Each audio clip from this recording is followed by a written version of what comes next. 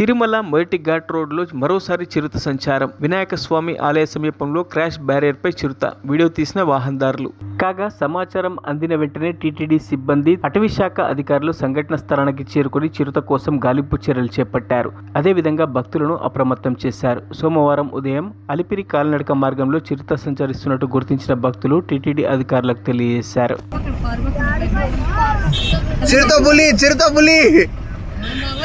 Hi guys, చిరుతపులి చూడండి కొండపైన. అమ్మా రియల్ గా ఓయ్ అమ్మా,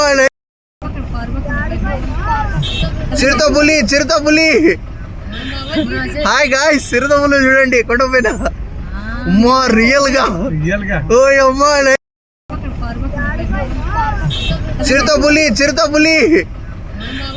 హాయ్ గాయ్స్, చిరుతపులి చూడండి కొండపైన. అమ్మా రియల్ గా ఓయ్ అమ్మా.